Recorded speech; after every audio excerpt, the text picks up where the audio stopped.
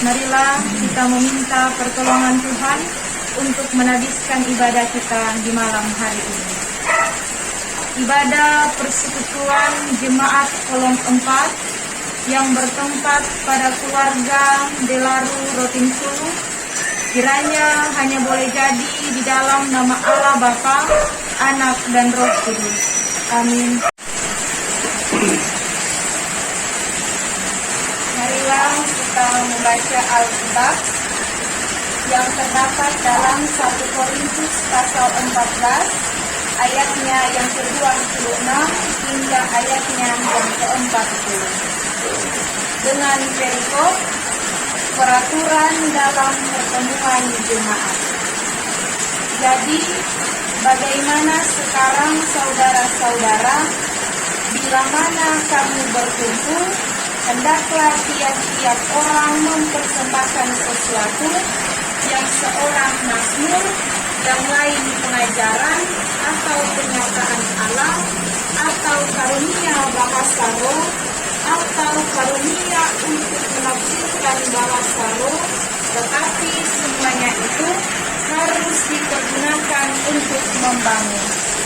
Jika ada yang berkata-kata dengan bahasa roh, biarlah 2 atau sebanyak-banyaknya 3 orang, seorang demi seorang, dan harus ada seorang lain untuk menafsirkannya.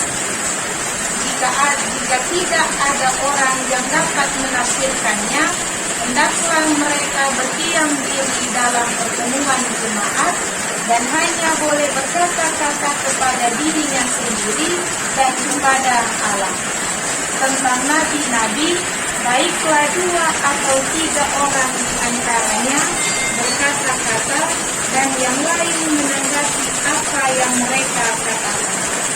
Tetapi jika seorang lain yang duduk di situ mendapat kenyataan, maka yang pertama itu harus berdiam diri. Sebab kamu semua boleh bernubuat seorang demi seorang, sehingga kamu semua dapat belajar dan beroleh kekuatan. Karunia Nabi takut kepada nabi-nabi. Sebab Allah tidak menghendaki kekacauan, tetapi damai sejahtera. Sama seperti dalam sebuah jemaat, orang-orang kudus, perempuan-perempuan harus berdiam diri dalam pertemuan-pertemuan jemaat. Sebab mereka tidak diperbolehkan untuk berbicara, mereka harus mendudukkan diri seperti yang dikatakan juga oleh hukum Taurat. Jika mereka ingin mengetahui sesuatu, baiklah mereka menanyakannya kepada suaminya sendiri. Sebab tidak sopan bagi perempuan untuk berbicara dalam pertemuan jemaat. Atau adakah firman Allah mulai dari kamu, atau hanya kepada kamu sajakah firman itu telah datang? Jika seorang menganggap dirinya nabi atau orang yang mendapat karunia rohani, ia harus sadar bahwa apa yang kukatakan kepadamu adalah perintah Tuhan. Tetapi jika ia tidak mengindahkannya, janganlah kamu mengindahkan dia. Karena itu, saudara-saudaraku, usahakanlah dirimu untuk memperoleh karunia, untuk bernubuat, dan janganlah melarang orang yang berkata-kata dengan bahasa roh. Tetapi segala sesuatu harus berlangsung dengan sopan dan teratur. Sampai di sana pembacaan firman Tuhan. Shalom. Selamat pagi. Jemaat Kolom 4 yang tentunya diberkati dan dikasihi Tuhan kita Yesus Kristus. Walaupun hujan, tetapi semua itu tidak mengurangi sukacita iman kita dalam beribadah kepada Tuhan. Dalam surat kepada jemaat di Korintus, Paulus mengingatkan kembali kepada mereka untuk menciptakan suatu keteraturan dalam beribadah. Paulus tidak menginginkan adanya suatu kekacauan yang terjadi dalam suatu ibadah jemaat. Untuk itu, Paulus meminta agar setiap orang dalam jemaat mempersembahkan sesuatu sesuai dengan karunia-karunia yang telah Tuhan berikan kepada diri kita masing-masing. Karena setiap kita diberikan karunia Tuhan secara berbeda-beda untuk dapat membangun, untuk dapat memperlengkapi satu dengan yang lainnya. Dan apa yang dapat kita lakukan, lakukanlah itu dengan sebaik-baiknya dan hanya untuk Tuhan dimuliakan dalam hidup kita, dalam ketika kita beribadah. Karunia apapun yang kita miliki, lakukanlah itu untuk bertujuan bagi kesejahteraan bersama dalam suatu persekutuan jemaat. Setiap pelayanan yang kita lakukan, karunia yang Tuhan beri, tidak boleh kita lakukan untuk kepentingan diri kita sendiri, atau supaya kita beroleh pujian dari orang lain. Biarlah segala kemuliaan hanya untuk Tuhan kita, bukan diri kita sendiri. Jangan sampai kita mencuri kemuliaan Tuhan yang sedang bekerja dalam kehidupan kita, yang hanya akan membawa kekacauan, yang hanya akan membawa keberdosaan kepada diri kita sendiri. Tetapi apa yang kita lakukan, lakukanlah itu untuk memuji Tuhan. Dan dari perbedaan itu, kita harus saling melengkapi satu dengan yang lainnya. Kita membutuhkan orang lain, dan orang lain juga membutuhkan diri kita. Karunia diberikan oleh Allah, dan oleh karena itu ia mempunyai tempat dalam persekutuan jemaat. Sekalipun berbeda-beda, jemaat adalah bagian dari tubuh Kristus. Sama seperti tubuh manusia yang terdiri dari banyak anggota, yang masing-masing memiliki fungsi yang berbeda-beda agar tubuh kita dalam keadaan yang baik. Setiap fungsi yang berkaitan harus memperlancar, harus membantu keseluruhan yang ada. Sehingga perlu adanya kesadaran bahwa apa yang kita lakukan haruslah dapat membantu jemaat yang lain yang membutuhkan, agar boleh tercipta damai sejahtera dalam kita beribadah kepada Tuhan. Melalui perikop ini, Paulus hendak juga mengarahkan jemaat untuk suatu kesatuan. Tidak boleh ada persaingan dalam suatu persekutuan jemaat.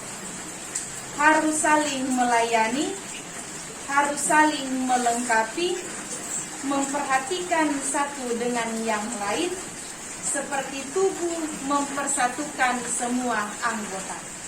Demikian Kristus mempersatukan semua anggota jemaat. Dan juga setiap karunia yang diberikan Tuhan harus digunakan secara tertib, sopan, dan teratur, agar kita semua boleh merasakan kedamaian bersama dengan Tuhan. Ketika kita merasakan damai di dalam suatu persekutuan, Kita boleh juga membawa pulang, membagi berkat bagi keluarga kita yang ada di rumah, membawa damai bagi mereka. Kalau kita tidak membawa damai dari tempat ibadah, bagaimana juga kita membawa damai bagi keluarga kita yang ada di rumah.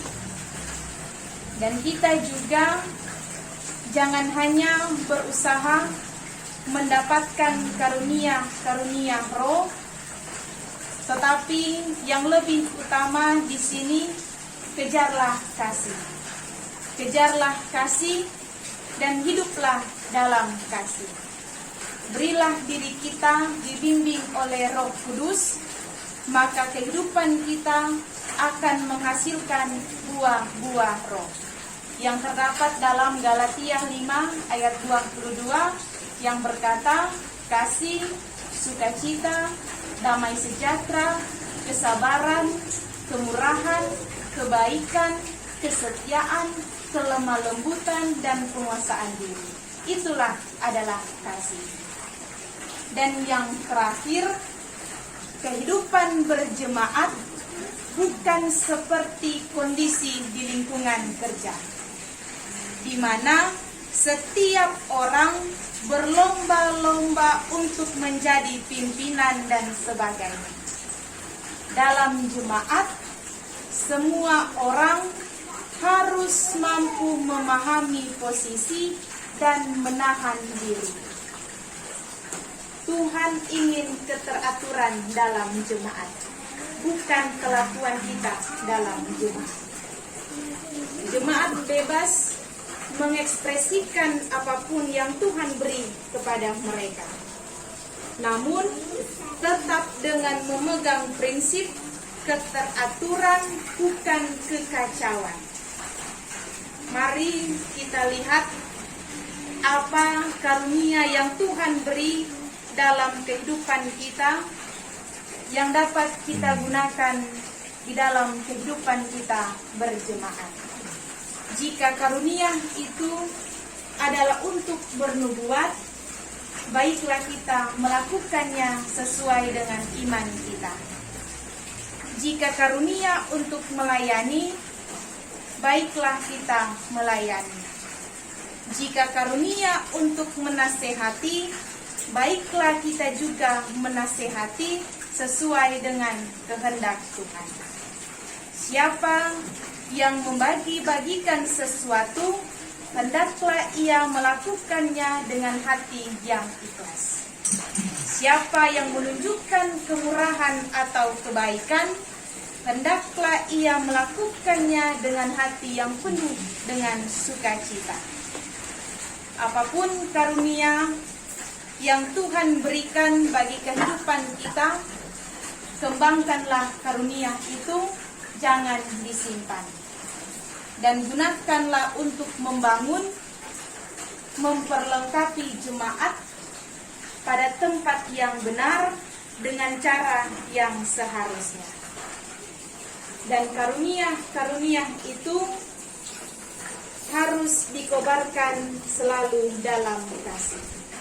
Karena tanpa kasih semuanya akan sia-sia, tidak akan ada damai. Baik dalam diri kita sendiri maupun orang lain, terlebih khusus dalam kita melakukan suatu persekutuan yang ada.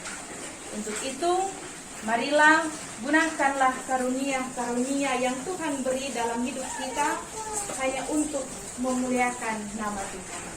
Tuhan Yesus memberkati kita semua. Amin.